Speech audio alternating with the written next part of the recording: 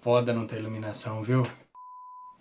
Fala galera, tudo bem com vocês? Danilo Scott na área para mais um vídeo no canal. Faz um tempinho que eu não envio vídeo aqui no canal, mas é porque o tempo tá corrido e tá difícil arrumar um tempinho para poder gravar vídeo e tudo mais. Ainda tô devendo para vocês o vídeo no Cemitério dos Esquecidos, lá em Sales, né? Mas eu vou gravar. Vou terminar, já gravei uma parte, falta gravar uma outra parte que eu ainda vou lá gravar. E logo logo vai estar aí no canal para vocês. Pois é galera, aproveitando que...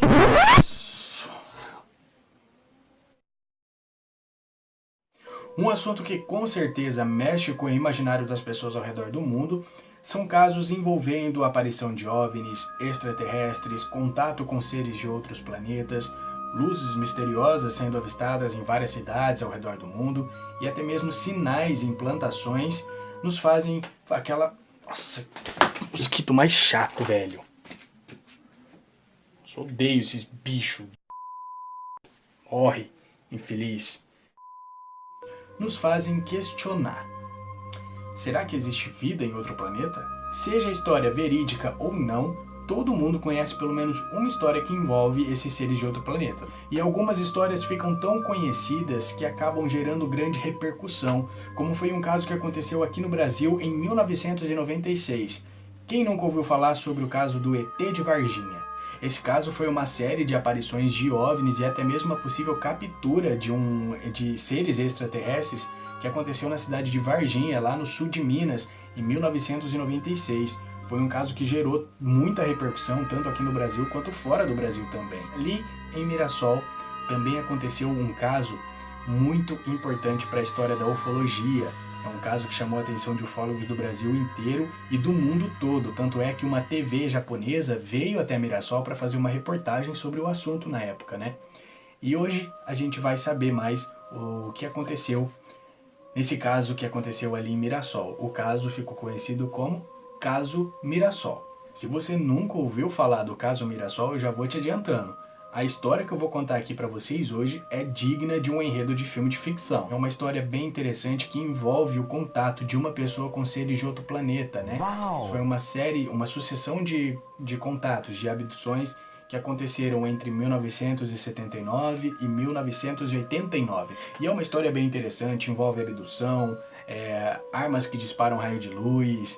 Essa pessoa teve relações sexuais com uma alienígena e teve um filho com ela. What the fuck? Acredite ou não, é o fato que a gente vai contar aqui hoje no Mistérios do Mundo. Eu sou Danilo Scott, sejam bem-vindos ao Mistérios do Mundo, hoje no caso Mirassol.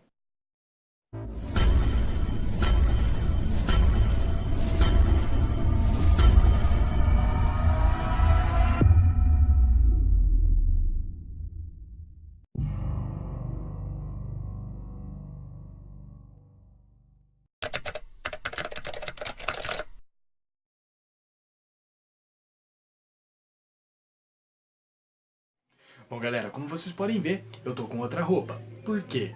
Naquele dia que eu tava gravando a introdução do vídeo, eu fiquei sem memória, então não deu pra continuar gravando. Então tô gravando ele hoje com roupa diferente, então não estranhe se no começo do vídeo eu estiver com uma roupa e agora eu tô com outra. Alô? Se vocês escutarem algumas vozes no fundo, são meus vizinhos.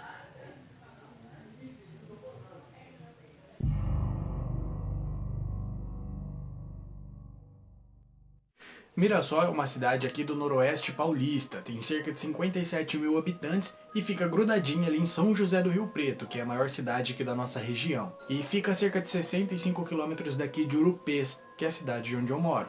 Mirassol se destaca no cenário nacional como polo da indústria moveleira, né? Existem muitas fábricas de móveis lá em Mirassol. E foi justamente em uma dessas fábricas que a história que a gente vai contar hoje no Mistérios do Mundo aconteceu. Tudo começou lá no ano de 1979, quando a cidade tinha cerca de 30 mil habitantes e já se destacava como polo moveleiro no Brasil.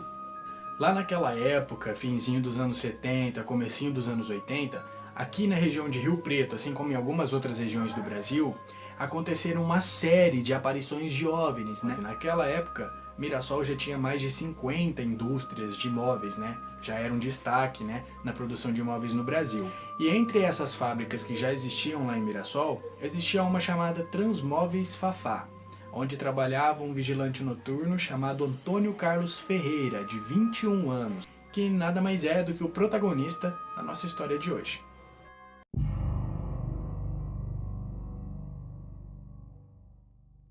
Antônio Carlos Ferreira era uma pessoa bem calma, muito responsável, mas ele não tinha instrução nenhuma, ele sabia apenas escrever o seu nome. Ele trabalhava na fábrica das 5 da tarde até as 5 da manhã. E uma das suas tarefas, né, ali enquanto estava vigilando, nossa, vigilando, mano. E uma das coisas que ele tinha que fazer enquanto estava vigiando o local era bater o seu ponto, né, a cada 15 minutos. Então, às 5 da tarde do dia 27 de junho de 1979, Antônio Carlos começou a trabalhar junto com seu... No dia 27 de junho de 1979, Antônio Carlos entrou para o seu trabalho, como de costume, todo dia, e começou a fazer sua ronda, né? Junto com seu companheiro, um cachorro, né? Um pastor alemão chamado Hong. Tava uma noite de vigia tranquila, nada estava acontecendo, então tava lá um dia normal, tranquilo de se trabalhar. Por volta das 3 horas da manhã, já na madrugada do dia 28, Antônio Carlos sentiu vontade de ir no banheiro, mas quando ele estava no banheiro, ele começou a perceber uma coisa estranha acontecendo no pátio que tinha ali do lado de fora. Ele começou a ver uma estranha luz descer ali no pátio, a cerca de 60 metros do local onde ele estava. Ele achou estranho aquela luz descendo no meio do pátio, né? E como ele era vigia, uma de suas funções era averiguar, né, aquela coisa estranha que estava acontecendo. Então ele saiu e foi ver o que estava acontecendo, que era aquela luz que estava descendo ali no pátio. Só que quando ele saiu do banheiro e foi em direção aonde a luz estava descendo, Antônio Carlos se deparou com 3 seres. 3 seres de pequena estatura, né? 3 criaturas pequenininhas ali na frente dele. E essas 3 criaturas, né, dispararam um raio vermelho que atingiu Antônio Carlos. E na hora Antônio Carlos foi imobilizado. Esses 3 seres usavam um traje de cor branca brilhante que cobria o corpo inteiro, inclusive a cabeça. Na altura do peito havia uma pequena caixa e nas costas uma caixa bem maior com um tubo que ligava essa caixa até o capacete, mais ou menos na altura da boca e do nariz. Do lado esquerdo, na altura do peito, havia uma insígnia, tipo uma marca. Então, após Antônio Carlos ser atingido por aquela luz vermelha que imobilizou ele, ele foi levado até uma nave. Essa nave estava apoiada sobre um tripé, né? E essa nave não tinha janela, só tinha uma portinha retangular. E foi por essa portinha retangular que Antônio Carlos entrou na nave, né? E quando a nave decolou, Antônio Carlos ouviu tipo um zumbido, o som de um transformador, sabe? Ele ouviu esse barulho e sentiu o corpo dele ficar gelado, sentiu um frio percorrer o seu corpo. E mesmo dentro daquela nave, os 3 seres não tiraram o capacete. Então já dentro da nave, né, Antônio Carlos ficou sentado em um banquinho e ele apagou. Ele simplesmente perdeu a consciência depois de um tempo, né? Quando Antônio Carlos recobrou a consciência, né, voltou à consciência, ele já estava em uma outra sala, bem maior do que aquela que ele estava sentado em um banquinho. E dentro dessa sala tinha mais seres estranhos, né? Tinha cerca de 12 tripulantes, diferentes daqueles 3 seres que ele tinha visto antes. E entre esses 12 tripulantes também existiam diferenças, né? Como se fossem de 2 raças diferentes. Alguns tinham pele verde e outros tinham pele marrom. A voz deles também era diferente, a linguagem, a voz era diferente, era um pouco mais aguda do que a voz humana. Segundo ele, era agradável de ouvir. E enquanto esses 12 tripulantes conversavam entre si em uma língua totalmente diferente, Antônio Carlos disse que reconheceu só uma palavra que eles disseram, que é a palavra terráqueo. Depois disso ele olhou para uma espécie de janelinha que dava para ver do lado de fora da nave, e ele disse que viu um círculo girando muito rápido, né? E aquele círculo emitia uma luz vermelha, né? E dentro da sala onde ele estava, a iluminação era vermelha e verde. E depois disso, depois de ter visto essa iluminação, Antônio Carlos não se lembra de mais nada. Só se recorda de ter acordado às 5 da manhã em frente ao banheiro onde ele estava antes de encontrar com aqueles 3 seres. E quando ele acordou, ele se sentiu meio atordoado, sentiu o seu corpo inteiro formigar, né? E ele percebeu que no seu braço esquerdo tinha uma queimadura, que ele não se recordava de onde tinha feito aquela queimadura, né? E no braço direito, né, tinha um sinal de uma picadura, como se tivesse enfiado uma agulha na veia para tirar sangue, sabe? Que fica aquela marquinha, né, quando a gente tira sangue. Ele percebeu que tinha uma marquinha dessa. E por todo o corpo também ele viu que tinha algumas manchas, principalmente nas costas.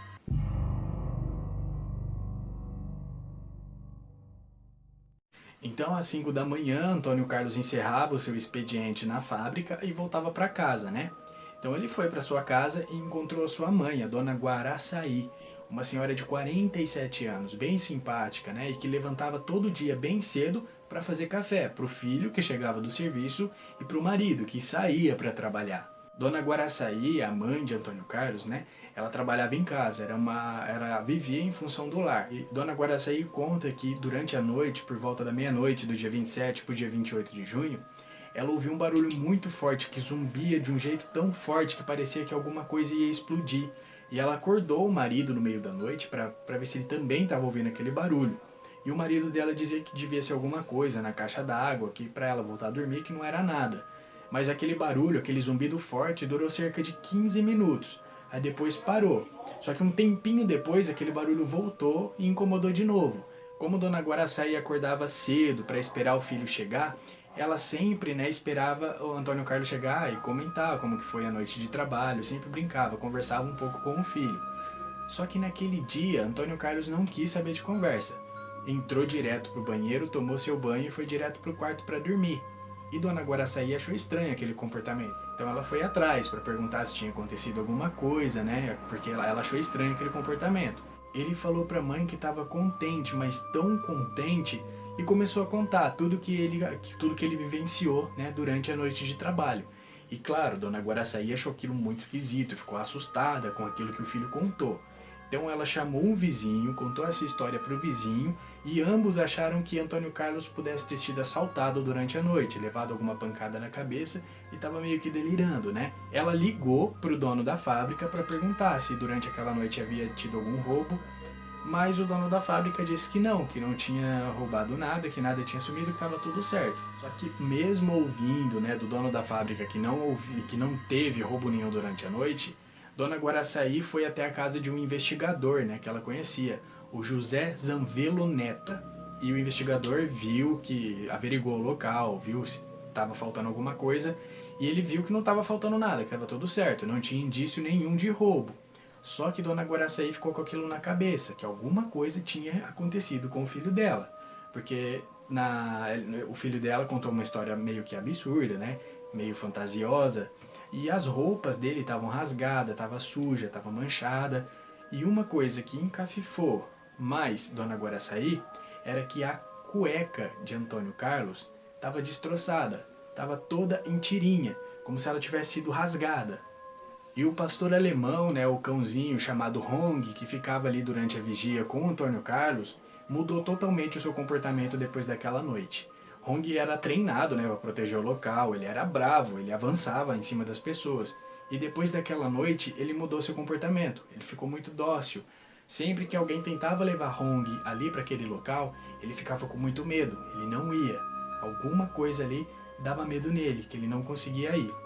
E infelizmente, 6 meses depois do ocorrido, Hong, o pastor alemão companheiro de Antônio Carlos, acabou morrendo. Quando esse investigador contatado por Dona Guaraçaí em Mirassol ficou sabendo de toda a história, né, que Antônio Carlos contou para a mãe, esse investigador entrou em contato com uma delegacia de São José do Rio Preto, né? E essa delegacia entrou em contato com um pesquisador mais voltado para esse ramo do que estava acontecendo ali em Mirassol, né? Um pesquisador de ufologia chamado Ney Matiel Pires, que foi o responsável por divulgar toda essa história que aconteceu em Mirassol. Ele foi responsável por estudar o caso, né? E durante esse estudo, né, do que estava acontecendo em Mirassol, Ney Matiel resolveu fazer algumas regressões, né, umas sessões de hipnose, né, para ter mais detalhes daquela noite em que Antônio Carlos possivelmente foi abduzido por seres de outro planeta. Então foram realizadas 2 sessões de hipnose, onde foram feitas regressões de memória, né? E essas regressões foram conduzidas, né, pelo parapsicólogo Álvaro Fernandes, membro do grupo Aura de Pesquisas Ufológicas. E essas regressões foram feitas no Instituto Braide, que é o Centro de Atendimento Integrado de Psicologia, Parapsicologia e Recursos da Mente. Eu não sei se hoje em dia ainda existe esse Instituto Braide em São José do Rio Preto, ou até mesmo esse grupo Aura que o parapsicólogo Álvaro Fernandes pertencia, porque eu nunca ouvi falar desses 2 institutos, dessas duas instituições ali em São José do Rio Preto. A primeira regressão aconteceu no dia 5 de agosto de 1979, né? Ela foi iniciada por Álvaro Fernandes, o parapsicólogo, e conduzida por Ney Matiel, que estava estudando o caso. Foi uma regressão indireta, ela foi feita através de uma sensitiva em estado hipnótico.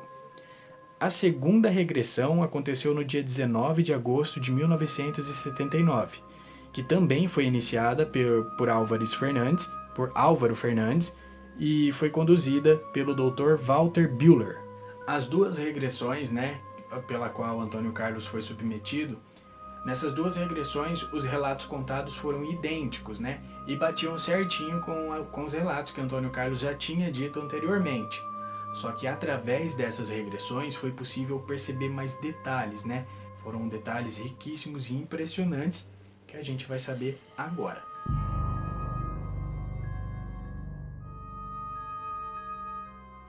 Naquela noite do dia 27 para o dia 28 de junho de 1979, Antônio Carlos saiu do banheiro e foi em direção ao pátio onde ele tinha avistado aquela luz estranha descer.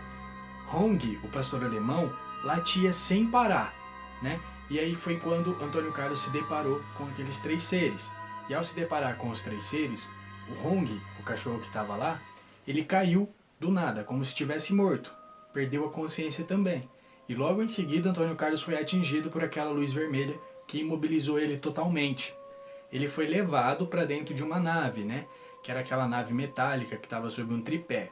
Só que Antônio Carlos contou na regressão que ele não parecia que ele estava andando, parecia que ele estava flutuando em direção àquela nave, né? E dentro da nave, né, tinha uma iluminação amarelada, possuía alguns assentos e um grande painel, né? E tinham vários botões ali que eram controlados por um tripulante. Depois de um tempo, Antônio Carlos desceu daquela nave e entrou em uma outra, né? Onde tinha uma sala bem maior, onde tinham aqueles 12 tripulantes.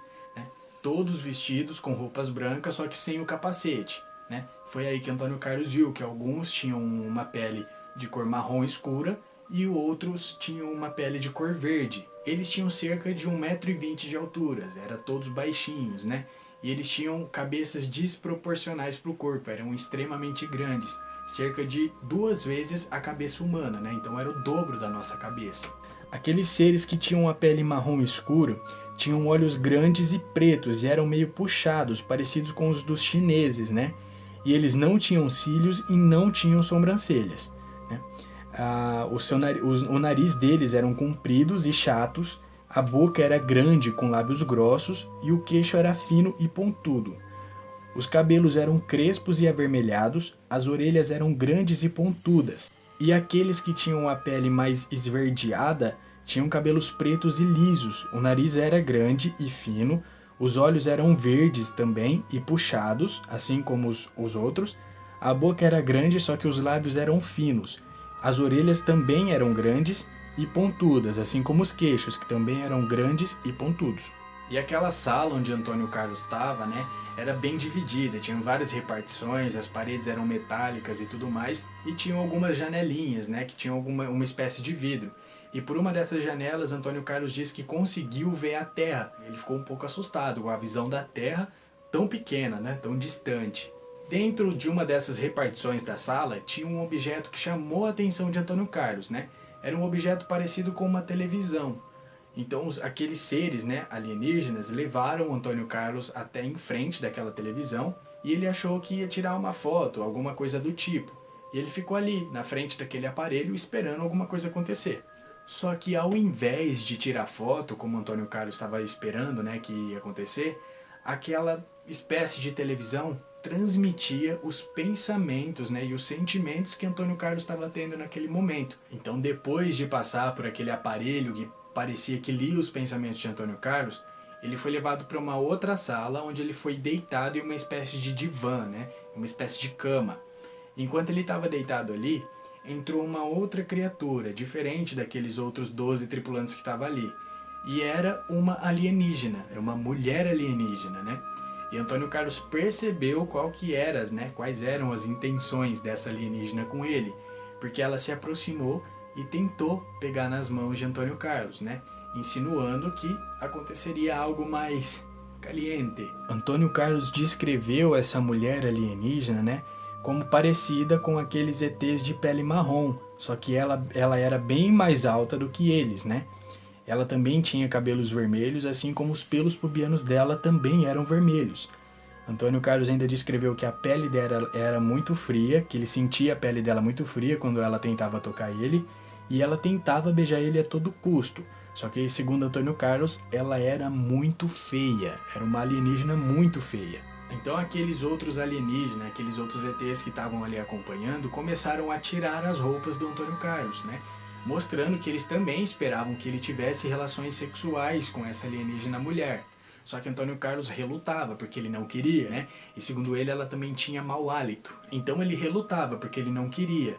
Então aqueles alienígenas que estavam ali do lado fizeram alguma coisa que deixou Antônio Carlos mais fraco. Então eles conseguiram segurar ele e tirar o restante da roupa de Antônio Carlos. Inclusive, eles rasgaram a cueca de Antônio Carlos. O que volta, né, naquela história de que a cueca dele foi rasgada. Lembra lá que a mãe dele encontrou a cueca totalmente estilhaçada? Mesmo estando fraco, né, ele continuava relutando. E assim que aquela alienígena mulher relou em Antônio Carlos, ele agiu impulsivamente. Ele empurrou a alienígena para longe e os outros alienígenas ali que estavam acompanhando a cena vieram em massa em cima dele e o imobilizaram, né? Colocaram um aparelho em um dos braços dele e aplicaram alguma coisa que deixou ele inerte, totalmente paralisado, porém consciente. Então esses alienígenas que estavam ali passaram uma espécie de óleo em cima do corpo inteiro, né, de todas as partes do corpo de Antônio Carlos, e a alienígena veio e se deitou sobre Antônio Carlos. Depois ela se virou e Antônio Carlos ficou meio que por cima dela. E vocês já sabem o que aconteceu depois, né? E no final daquele ato, depois que tudo aconteceu ali entre Antônio Carlos e a alienígena, eles conversaram com Antônio Carlos meio que por telepatia. E eles acalmaram o Antônio Carlos, né? Dizendo que não era para ele ter medo, que eles não iriam fazer mal para ele, que logo logo iriam devolver ele para a Terra, né? E disseram que eles confirmaram que eram de outro planeta e que precisavam de uma criança para fazer alguns experimentos futuros. E que logo logo eles voltariam a entrar em contato com Antônio Carlos que viriam buscá-lo para conhecer o seu filho alienígena. Só que antes deles voltarem e buscar Antônio Carlos para conhecer seu filho, eles enviariam 3 sinais. Só que não disseram quais eram, né? Quais seriam esses 3 sinais. E então, né, depois de todo esse acontecimento, Antônio Carlos disse para os alienígenas que ele estava com fome. E esses alienígenas deram para ele um líquido escuro para ele tomar. E Antônio Carlos tomou, e os alienígenas também injetaram, parece que o mesmo líquido na veia deles, e a fome passou.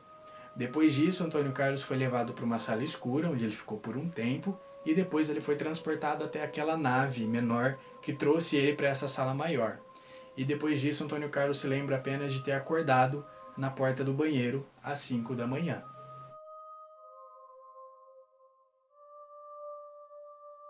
No dia 10 de setembro daquele ano, Dona Guaraçaí foi correndo encontrar Neymatiel, dizendo que seu filho teve um novo contato com os alienígenas, né? Antônio Carlos disse para Neymatiel que ele estava na casa da sua noiva, Jandira, junto com ela e com os seus sogros, né? Conversando sobre o futuro casamento dos dois.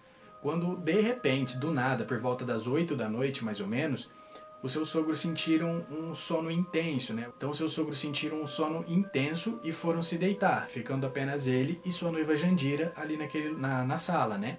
E quando, de repente, entrou uma bolinha de luz, né? De luz verde, uma bolinha verde, que veio e ficou pairando atrás, né? De Jandira. E depois de um tempo, Jandira simplesmente adormeceu nos ombros de Antônio Carlos. Então, depois disso, né? Antônio Carlos sentiu o seu corpo formigar. E ele não sabe como que conseguiu entender as mensagens, né, que os alienígenas estavam passando para ele naquele momento. Mas ele entendeu tudo. Ele disse que os alienígenas falaram para ele não ter medo, que eles iriam ajudar Antônio Carlos a melhorar de vida.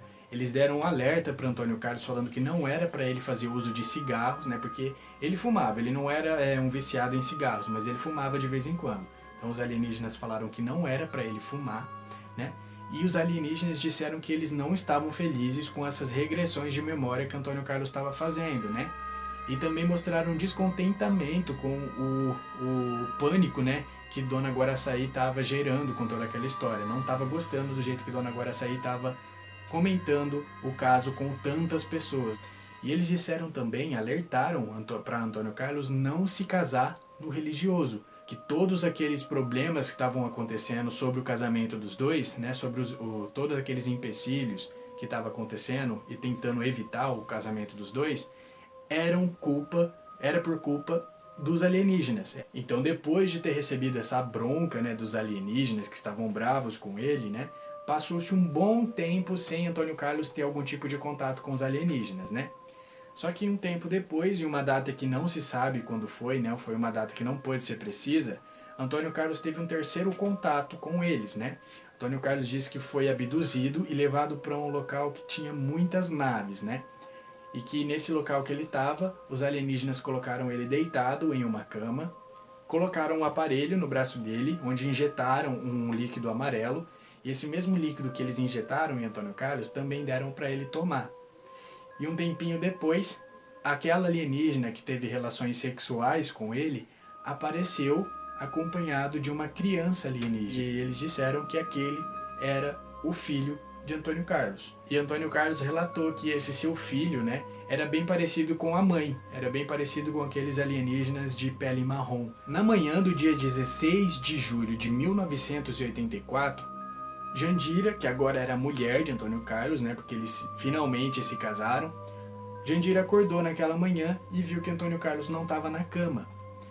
Antônio Carlos disse que naquele dia ele levantou por volta da 1h da manhã, né, de madrugada, para ir no banheiro e foi abduzido novamente. Só que ele não se lembra do que aconteceu naquela abdução. Ele só se lembra de ter acordado às 8 da manhã num terreno que tinha ali próximo, né, da casa onde ele morava com Jandira.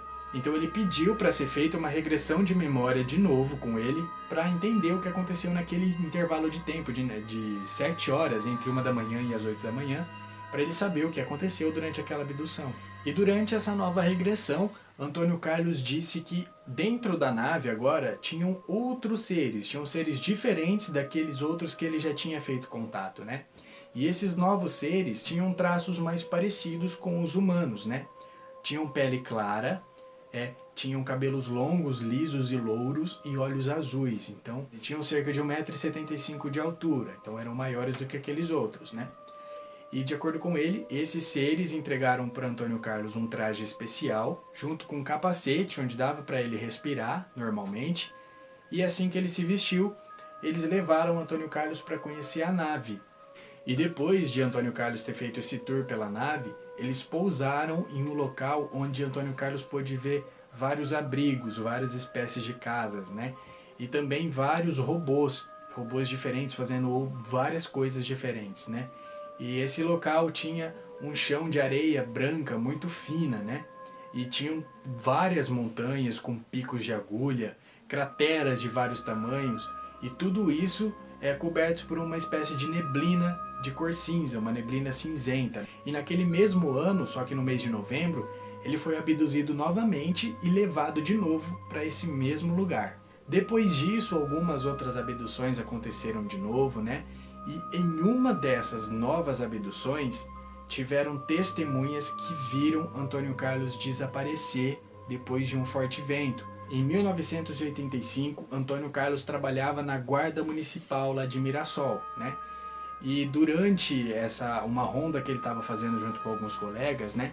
Por volta da meia-noite ele começou a sentir que os alienígenas estavam se aproximando dele.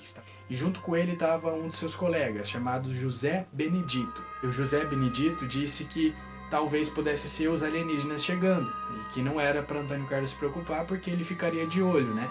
Tava meio que brincando, falando na zoeira com Antônio Carlos. Pois bem, então assim que Antônio Carlos virou uma esquina, veio uma luz verde bem forte assim e vum! Mais uma abdução de Antônio Carlos. Então, né, José Benedito e seus outros colegas, percebendo, né, a ausência de Antônio Carlos, iniciou uma busca pela região onde ele estava. Um desses colegas, né, entrou na delegacia e foi até um quintal que tinha ali no fundo. E ele viu, né, algumas árvores balançando freneticamente, algumas árvores como se estivesse ventando bem forte. Não eram todas as árvores que estavam balançando, eram apenas algumas ali num certo ponto. Ele correu chamar José Benedito e alguns outros colegas que estavam ajudando na busca de Antônio Carlos. Quando eles voltaram ali, antes deles entrarem nesse quintal de novo, eles viram que as árvores ainda estavam balançando freneticamente e por 2 vezes eles escutaram uma espécie de risada saindo daquele local. E assim que davam essas risadas, fazia tipo um eco. E eles, de repente, né, depois desse som, dessas risadas, né, terminarem, o vento também parou. E ao entrarem no quintal, encontraram o Antônio Carlos ali, deitado no chão, de bruços, com os braços esticados, ali caído no chão. E quando eles relaram em Antônio Carlos, sentiram que ele estava muito gelado, parecia que ele estava morto. E o último contato que Antônio Carlos teve com esses alienígenas foi no ano de 1988. Depois disso, nunca mais teve nenhum outro contato e nunca mais ele viu o seu filho alienígena de novo. E aí, você já conhecia essa história que aconteceu em Mirassol? Vocês acham que essa história é verdade? Você acredita que ele conheceu alguma mulher alienígena e teve até um filho com ela? Ou acha que essa história é só uma história assustadora para botar medo nas pessoas? Se é verdade ou não, a gente não sabe. Logo logo a gente volta com alguma outra história cabulosa, assustadora, fantasiosa e absurda para você. Esse mundão é grande, história é o que não falta. E o Mistérios do Mundo te conta. Meu nome é Danilo Scott e eu te vejo no próximo vídeo. Um beijo e tchau!